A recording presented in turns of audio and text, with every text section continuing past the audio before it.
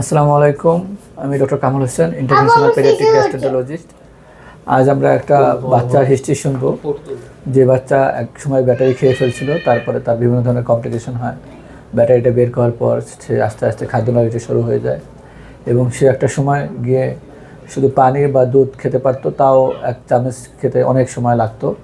তো এরপর আমাদের কাছে আসে, আমরা বিভিন্ন চিকিৎসা দেই।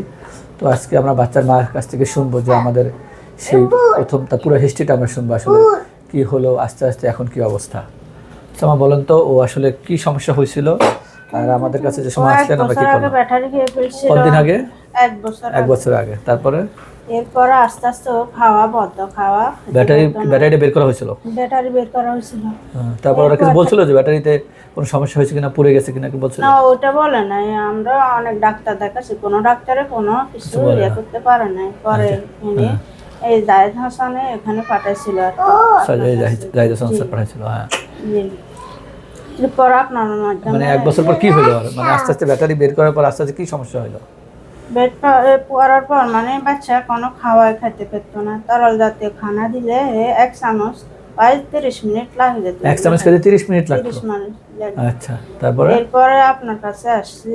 এখন ডায়ালিসিস করাচ্ছি, এন্ডোস্কোপির মাধ্যমে ডায়ালিসিস করছি একটু একটু। এখন খেতে পারে, মানে আগে থেকে অনেকটা এখন পুরোপুরি খেতে পারে। পুরোপুরি খেতে পারে। কয়বার ডায়ালিট করলাম এটা? কয়বার করা হয়েছে?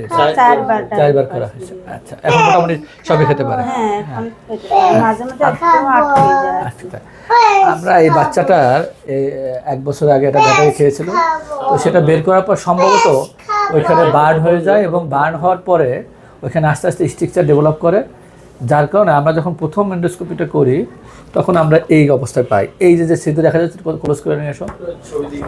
হ্যাঁ, এই যে এইখানে ছিদ্র, সামান্য একটি ছিদ্র দেখা যাচ্ছে কোনো রকম। এরপরে আমরা প্রথমবার আস্তে আস্তে ডাইলেট করি। প্রথমে 3 মিলিমিটার, তারপরে 5 মিলিমিটার, 7, 9 মিলিমিটার, এখন 11 মিলিমিটার আমরা ডাইলেট করে দিলাম। আশা করি আর লাগবে না। তো এই 4বার আমরা 1 মাস পর পর গ্যাপে আমরা ডাইলেট করলাম।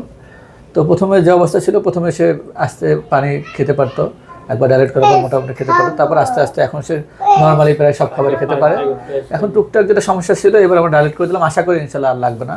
এটা বলার উদ্দেশ্য, আজকের এই ভিডিওটা করার উদ্দেশ্য হলো গিয়া যে ব্যাটারিটা কতটা ডেঞ্জারাস। একটা ব্যাটারি খেয়ে ফেললো, সেই ব্যাটারি যদি ঠিক টাইমে বের না করা হয়, এই যে এরকম ধরনের কমপ্লিকেশন হতে পারে। এবং অনেকের ওর তো ডাইলেট করে এখন আলহামদুলিল্লাহ ভালো আছে, কিন্তু অনেকের এরকম ডাইলেটও করা যায় না।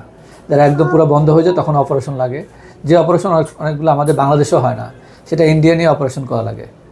এই জন্য আমরা এইসব ব্যাটারি বা এইসব থেকে ব্যাটারি যেসব খেলনা আছে, যে ব্যাটারি ইউজ করা হয়, সেই ব্যাটারি থেকে আমরা বাচ্চাদের দূরে রাখবো, যাতে এই ধরনের কমপ্লিকেশন না হয়। তো এটা হলো গিয়া আমরা যে প্রসিডিউরটা করলাম, সেটা হলো গিয়ে এন্ডোস্কোপিক গাইডেড ডাইলেটেশন।